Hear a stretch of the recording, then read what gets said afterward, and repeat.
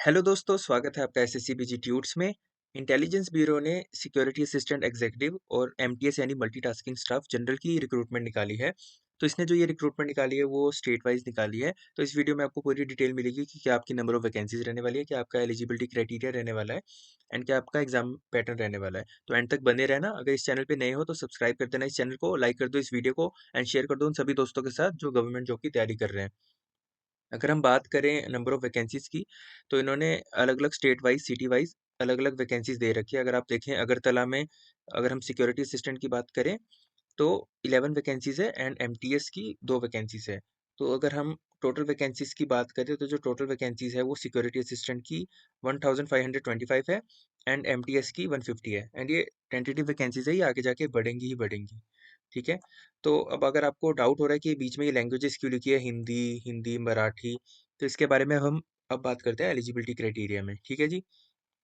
तो अगर हम एलिजिबिलिटी क्राइटेरिया की बात करें तो अगर सिक्योरिटी असिस्टेंट की बात करें तो ये लेवल 3 की जॉब होने वाली है, जिसमें आपकी बेसिक पे जो स्टार्टिंग बेसिक पे होगी वो 21,700 होगी विद एडिशनल अलाउंस। ठीक है। और अगर एमटीएस की बात करें तो ये लेवल 1 की जॉब होने वाली है विद बेसिक पे 18,000 विद एडिशनल अलाउंस। ठीक है जी।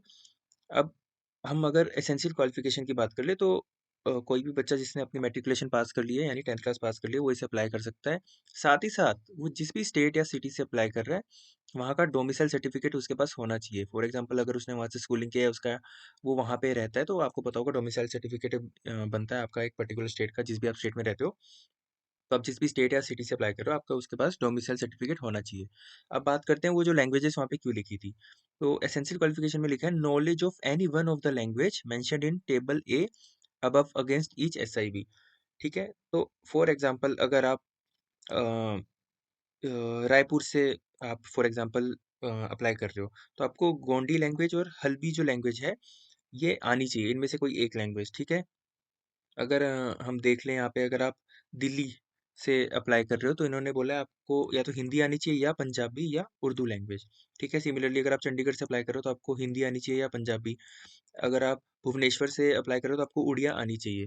अब ये क्यों आनी चाहिए ये आपको आगे बताऊंगा मैं एग्जाम पैटर्न में। अगर आप अमृतसर से अप्लाई कर रहे हो तो आपको पंजाबी आनी चाहिए। ठीक है।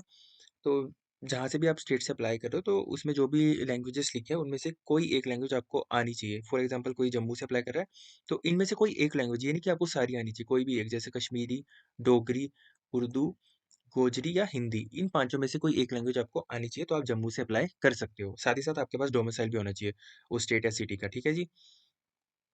तो अब हम बात कर लेते हैं जो एज रिलैक्सेशन और एज लिमिट की। तो एज लिमिट जो सिक्योरिटी असिस्टेंट के लिए इन्होंने बोला है अप टू 27 ईयर होनी चाहिए। मिनिमम एज को इन्होंने नहीं बताई सिक्योरिटी असिस्टेंट के लिए। एंड एमटीएस के लिए उन्होंने बोला 18 to 25 ईयर जो है आपकी एज होनी चाहिए। अब एज के साथ आपको पता है कि एज रिलैक्सेशन भी होता है। तो एज रिलैक्सेशन जो SC ST का वो है 5 ईयर जो स्टैंडर्ड एज रिलैक्सेशन होता है, और 3 ईयर फॉर ओबीसी। बाकी आप अगर एक्स सर्विस मैन हो तो 3 years after deduction of service. And similarly अगर आप किसी और कैटेगरी से हो तो आप अपना एज रिलैक्सेशन यहाँ पे चेक कर सकते हो। मैंने बेसिक जो स्टैंडर्ड होता है वो बता दी, जैसे SC ST के लिए 5 है एंड ओबीसी के लिए 3 है। ठीक है। एंड जनरल कैटेगरी के लिए 27 एंड 18 to 25 अगर एमटीएस के लिए अप्लाई कर रहे हैं। अब हम अगर बात कर लेते हैं इसके एग्जाम पैटर्न की, तो ये 3 टायर में एग्जाम होगा। अगर हम सिर्फ सिक्योरिटी असिस्टेंट की बात करें, एमटीएस के लिए सिर्फ ये दो ही होंगे, टायर 1 एंड टायर 2। तो जिसमें आपका टायर 2 क्वालिफाइंग इन नेचर है एंड टायर 1 के आपके जो है मार्क्स जुड़ेंगे। ठीक है। टायर 1 में आपके 5 सेक्शन आएंगे, general awareness, quantitative aptitude, reasoning, English language, general studies. ठीक है। ये 100 मार्क्स का होगा आपका, हर क्वेश्चन 1-1 मार्क्स का, और 1 घंटे का आपका एग्जाम होगा। जब आप अगर ये क्वालिफाई कर लेते हो, जिसके आपके मार्क्स भी जुड़ेंगे, तो अच्छे मार्क्स से आपको ये करना पड़ेगा। तो जो टायर 2 एग्जामिनेशन है वो ऑफलाइन एग्जाम होगा। इसमें आपको ट्रांसलेशन आएगा। अब देखो वही बात आ गई ना, अब आपको वो लोकल लैंग्वेज आनी चाहिए, क्योंकि ये आपको ट्रांसलेशन करने को बोलेंगे लोकल लैंग्वेज टू इंग्लिश और वाइस वर्सा। तो कोई आपको पैराग्राफ मिलेगा लोकल लैंग्वेज में तो उसे इंग्लिश में ट्रांसलेट करना पड़ेगा, या आपको इंग्लिश में कोई पैराग्राफ मिलेगा उसे लोकल लैंग्वेज में ट्रांसलेट करना पड़ेगा जहाँ से भी आप अप्लाई कर रहे हो। तो ये एमटीएस और जो सिक्योरिटी असिस्टेंट है उन दोनों के लिए ये टेस्ट होगा, 40 मार्क्स का होगा, 1 घंटे का। अब जो टायर 2 का पार्ट 2 है ये सिर्फ सिक्योरिटी असिस्टेंट के लिए होगा, स्पोकन एबिलिटी। और ये कब लिया जाएगा, जब टायर 3 होगा ना। टायर 3 क्या, टायर 3 होगा इंटरव्यू कम पर्सनैलिटी टेस्ट, ये 50 मार्क्स का होगा। इसी के साथ ये जो 10 मार्क्स है ना टायर 2 के, ये सिक्योरिटी असिस्टेंट को इसी में चेक किया जाएगा कि वो कैसे उसकी स्पोकन एबिलिटी कैसी है। ठीक है।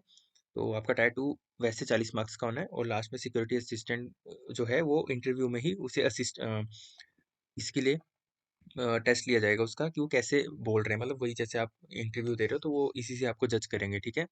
तो ये आपका कुछ एग्जाम पैटर्न रहने वाला है और जिसमें आपकी अगर हम टायर 1 की बात कर ले तो 1/4 आपकी नेगेटिव मार्किंग भी रहने वाली है, ठीक है। जैसे आप यहाँ पे देख सकते हैं टायर 2 इन्होंने लिखा है क्वालिफाइंग इन नेचर है, ठीक है।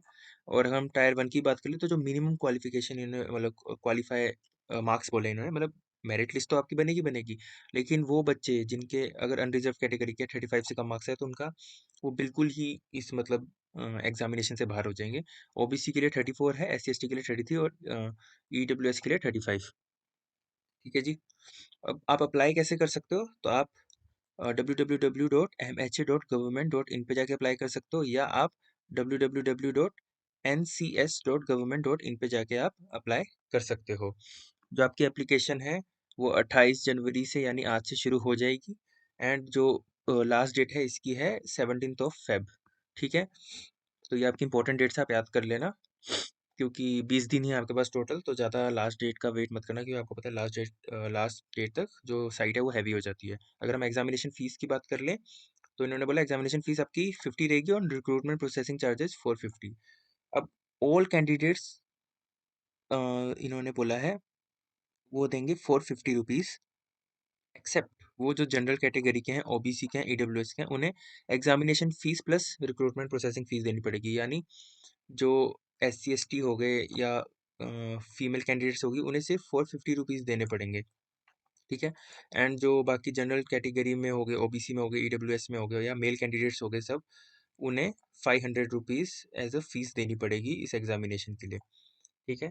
तो ये आपका कुछ एग्जाम पैटर्न रहेगा और ये एग्जामिनेशन फीस रहेगी।